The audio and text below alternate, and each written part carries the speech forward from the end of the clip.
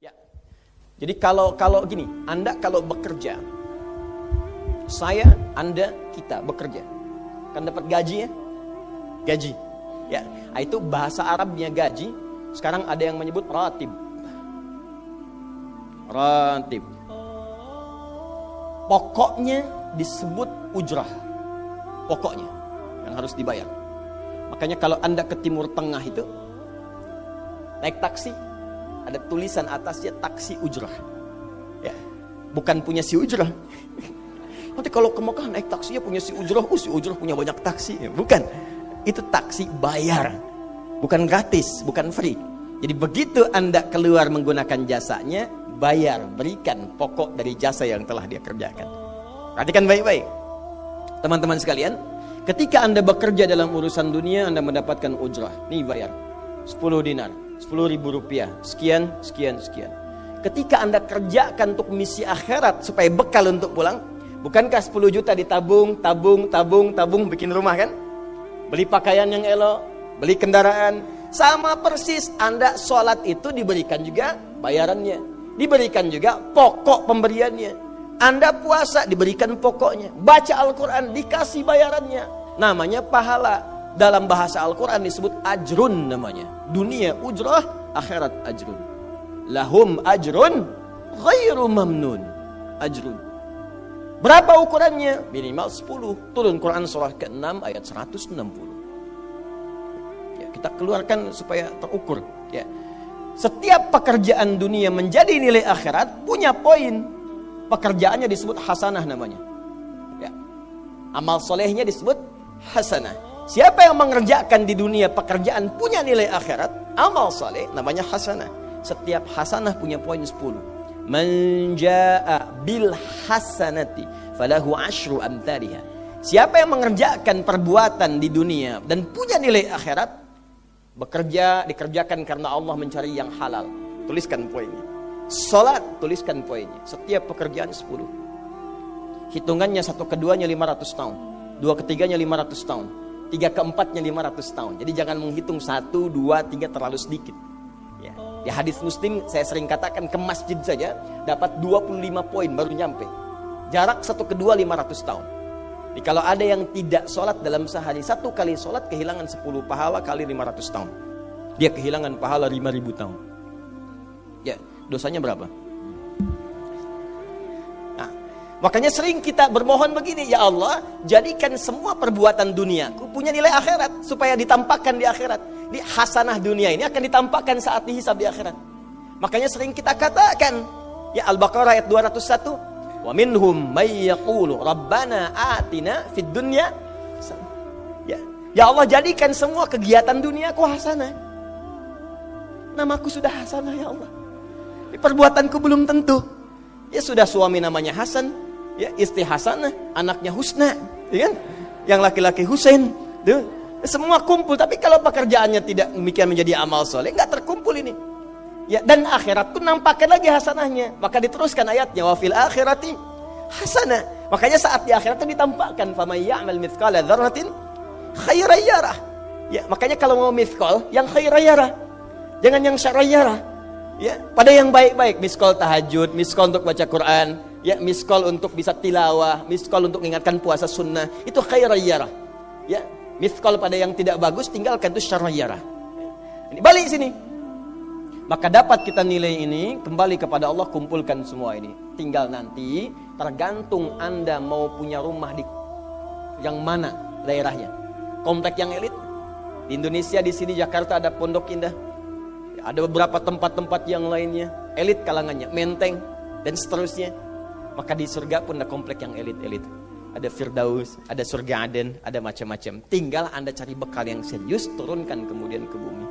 Cuman sayang, dari sekian waktu yang Allah berikan disebut dengan ajal, menjadi batasan kita untuk beramal. Setiap kita dibatasi oleh waktu. Seperti Anda pun bekerja dunia, bukankah ada waktunya? Waktu produktif untuk bekerja, setelah itu ada masa pensiunnya. Dalam bahasa Arab, sesuatu yang kita kerjakan dengan batas dan setelah hilang batasnya, selesai aktivitasnya, disebut dengan ajal namanya. Maka Allah membuat ketentuan, kita pun tidak abadi di bumi. Setiap kita punya batas waktu. Kalau selesai dinas kita dan pulang kita untuk mempertanggungjawabkan semua yang kita kerjakan di sini. Maka turun Quran surah ke-7 ayat 30 berapa? 4 untuk menggambarkan ini. Walikulli ummatin ajal fa idza jaa ajaluhum la yastakhiruna sa'ata wa la yastaqdimun. Setiap umat seluruhnya tanpa kecuali itu pasti punya batas waktu untuk beraktivitas dan selesai pulang. Aktivitas kita ketika bergerak mencari kehidupan ma'isyah, pekerjaannya disebut dengan asya. Diingatkan kalau harakat fathah turun ke bawah kasrah artinya selesai harakatnya, hilang pekerjaannya. Dari asya menjadi isya. Setiap hari diingatkan kita dengan sholat isya. Hei, seaktif-aktifnya Anda, sesibuk-sibuknya akan selesai semua itu. Dan semua kita akan pulang. Bukankah setelah isya kita terpejam? Itu kan latihan. Makanya dalam doa saat akan tidur jadi disebutkan bisikallahumma amutu wa ahya. Ada riwayat lain ahya wa amut. Riwayat populernya amutu wa ahya. Mungkin malam ini saya pulang, saya meninggal. Makanya saat kita bangun dari tidur kita ucapkan alhamdulillahilladzi ahyana ba'dama. Ada maknya, sementara aja. Satu saat mungkin pulang. Kita nggak tahu di bagian mana yang tidur itu mengakhiri kehidupan kita saat kita pulang. Karena itu serius. Ada saatnya kita pulang. Nah teman-teman, ternyata sudah tahu akan pulang pun masih ada yang tidak memanfaatkan waktu dengan baik. Tanyakan pada setiap manusia ya, dari detik ini, dimulai dengan diri kita. Kita manusia kan? Tanyakan pada diri kita, Anda wafat tidak? Anda pulang tidak? Anda meninggal tidak? Kalau sadar pulang, maka cari bekal yang baik. Berarti Allah benar kan? Kata Allah setiap kita akan wafat. Kullu nafsin dha'iqatul maut. Setiap yang punya jiwa meninggal. Bahkan dikasih informasi jelas kok. Yang bawa maut disebutkan namanya malakul maut. Quran surah 32 ayat ke-11. Qul yatawaffakum malakul mautil ladzi wukkila bikum. Disebutkan. Bayangkan ya, kurang jelas apa lagi? Disebutkan punya waktu namanya ajal. Akan wafat disebutkan. Yang bawa wafat kematiannya disebutkan malaikatnya. Cara wafatnya disebutkan. Quran surah 89 ayat 27 sampai 30. Ya ayyatuhan nafsul mutmainnah, itu yang tenang. Yang dahsyat dipukulin malaikat juga ada. Ya, Quran surah 8 ayat 50 itu ada sambil dipukulin malaikat. Ya. Maaf teman-teman sekalian, ini sudah jelas semuanya. Jadi aneh manusia itu. Sudah tahu akan meninggal. Tahu ada kenikmatan, ada siksaan. Tahu ada surga, ada neraka. Tahu ada kenikmatan kubur, ada siksa kubur. Kenapa masih main-main juga? Kenapa nggak dimanfaatkan? Dan dia tahu ada yang menyolatkan, ada yang disolatkan. Apa nggak sempat terfikir ketika Anda wafat siapa yang menyolatkan? Bukankah yang paling indah yang menyolatkan orang yang selama ini kita rawat? Anak yang pernah dikandung, diberikan ASI, dirawat-rawat. Anda menyiapkan apa gitu? Kita menyiapkan apa? Sayang-sayang investasi keluar banyak ketika wafat gak bisa berlaku apapun. Bahkan ada yang sebelum wafat pun sudah dibuang dari keluarganya. Waliyadzubillah. Nah, sekarang dari sekian kegiatan aktivitas kita, berapa yang sudah punya nilai di mata Allah menjadi amal saleh? Sekarang kita ukur. Ya, sekarang kita ukur. Pelan-pelan sebentar ya. Ini rata-rata usia berapa tahun? Oh baik, 40 tahun ke atas ya. Ya. Walaupun atasnya mungkin agak banyak, atas gitu ya, bagian. Nggak apa-apa. Fokus sini ya, edisi kali ini fokus saja. Biarkan saya yang datang, terangkan, tulis, hapus. Ya. Antum simak aja lah, simak, tulis dengan baik. Mau ketawa-ketawa, sudah masuk surga, alhamdulillah. Udah cukup dengan amin, lihat dulu. Ini saya sering sampaikan. Ini kita kasih batas standar di Al-Quran aja lah. 40 tahun misalnya. Ya, standar keseriusan beraktivitas. Ya, lihat sini. Konon dalam sebuah penelitian sederhana, manusia itu kalau dihitung-hitung aktivitasnya setengah dari usianya, itu umumnya walau tidak semuanya teralokasikan untuk tidur. Beristirahat, tidur.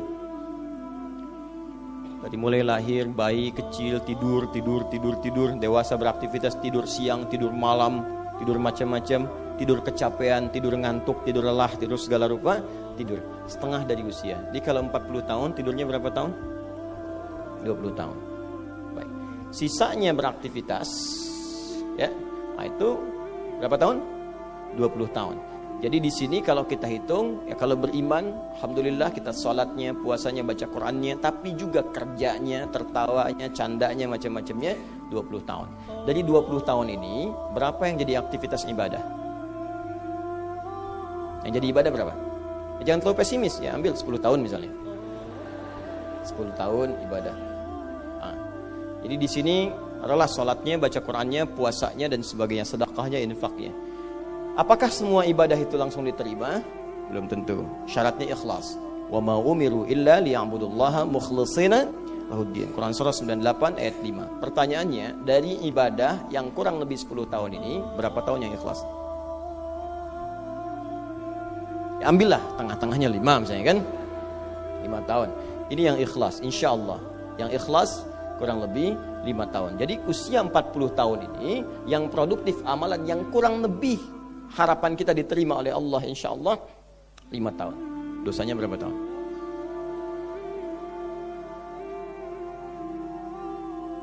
Dan masih bisa tertawa.